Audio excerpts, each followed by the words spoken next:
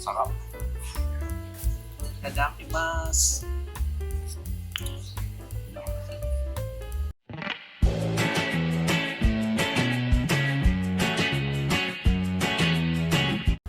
Hello guys, welcome to Pinoy Foodaholics. Nandito tayo ngayon sa SM Birthday. At meron tayo susubukang kainan. Ramen tayo ngayon. Tayo sa Japan. Nasa likod ko. Ikot ako. Bahala ka sa buhay mo. Yan, nasa likod natin. Ramen Nagi. Gusto nyo?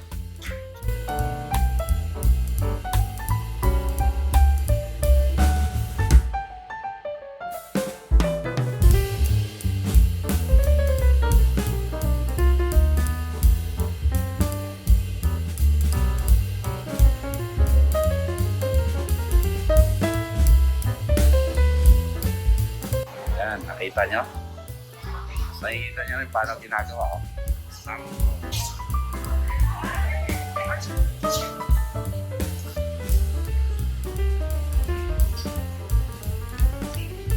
Wow! Wow!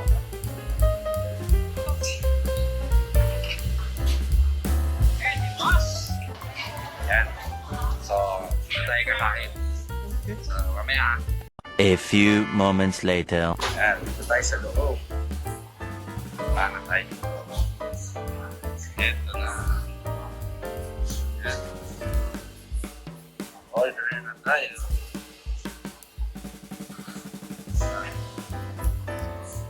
Si Sir ang mag-accommodate sa atin. Ikaw. May spicy po yung ramen.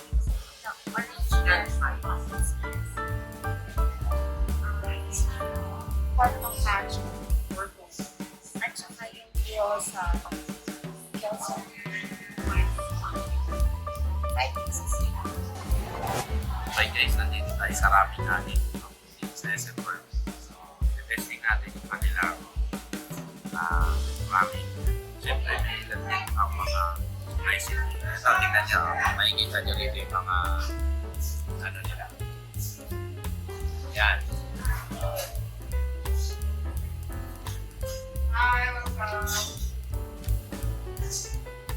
Nakita niyo yung mga klase-klase ng ramen. Merong Tio, Sancho, Pusyo, Sakanaw, Tio, Oreo, Akaw. Akaw is red. Sabihin sa Japanese. Puro or dark. Yun is yung gamit nilang sabaw ay squid. Tapos yung Foodaholics, yung famous, traditional, classic, yung best seller nila rito. So, ito try natin yun. Okay. Okay. Kami din. 5 minutes later. Ito na yung ating lutaw ramen. Yeah, boy. Yan. Very rich yung ano.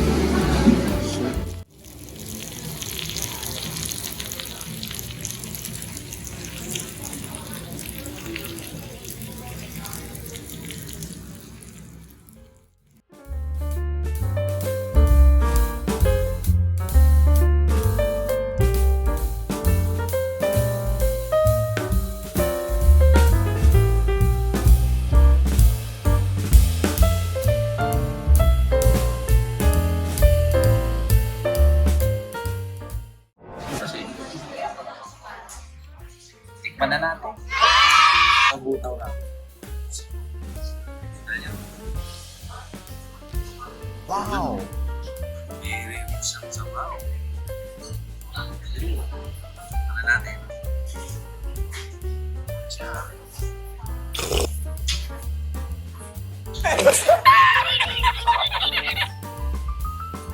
What? Nice. Oishi. So, last na. Siyempre, para malaman natin nasa noodles. Yung firmness ng noodles.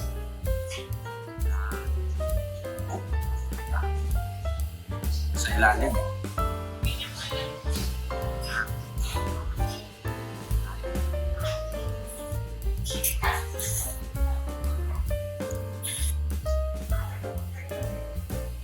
Sarap. Tama na yan. Alat pero malasa. Grabe. Saba. Naman. Ito, may sauce na siya. Nilagay na kanina. May chili. Tingnan niyo. Pagka crispy niya.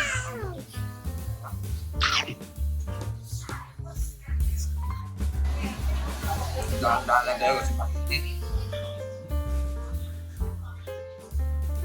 Alam-alam.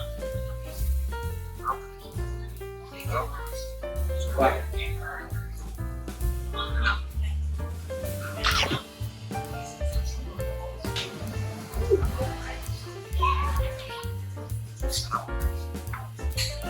Kaso, tongkatsu. Ito lang. Dip natin siya sa sauce niya. Bulldog sauce.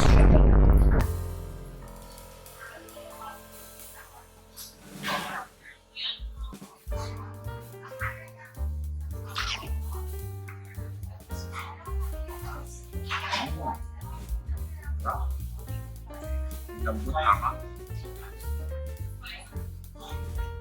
Anong tama lang? Ulit, ulit ko na to ha. Shit. Nakalimutan ko na mag-chopstick ha. What?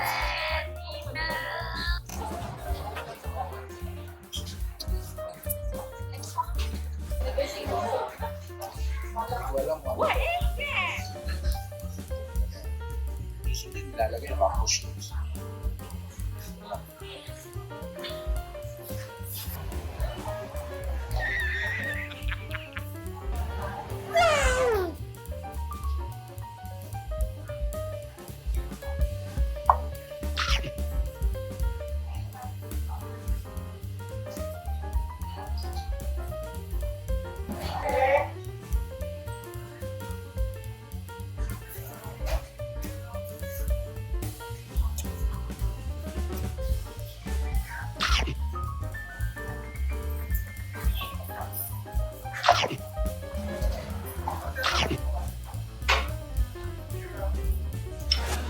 Okay, mga Foodaholics na kakain na natin.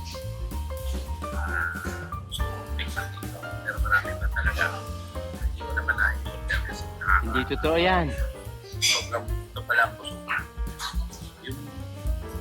Yung i-base natin sa tatlong klase pa rin. Parang pop. Sa food, para sa akin, pop. Pero hindi ko sasabihin pop na pop. Honest review lang. Siguro yung halimbawa, yung ramen, okay yung ano niya, yung sarap niya. Pero dun sa tonkatsu, medyo tingin ko kailangan may improve kasi medyo nalikitan ako sa size niya. Pero yung lasa niya at saka yung lambot, masarap. Yung sauce natin ano doon sa kanya, tama-tama doon sa and hindi siya oily kaya maganda yung pagkakagawa nila. Yun lang naman yun, maliit lang, konti yung size niya. Which is need to improve. Siguro dagdagan lang nila ng konti. Medyo maliit kasi yung sukat. Parang ganun. And then, dun sa gyoza, pop na pop naman, ayos naman. So, gusto mong dagdagan ng lasa. Yung ramen, masarap. Sakto sa laki. Sa lugar nila, sa place, relax ka lang. Ambience niya, maganda. So, okay siya. And then, yung price, sa ramen, tama lang. Sa gyoza, tama lang. Siguro sa tonkatsu lang medyo nagkaroon ng konti. Dahil nga maliit siya. Pero the rest, siguro ang total top points niya 7 sa 9. I-rate ko siya 7 top points. Pwede kayong bumalik. Ayos yung lasa. Okay? Foodaholics. If you like my videos, please like and subscribe. Hit the notification bell. Busog na ako. See you next time. Pasensya na, mabilisan mo lang ito. It's a raw vlog. Bye-bye!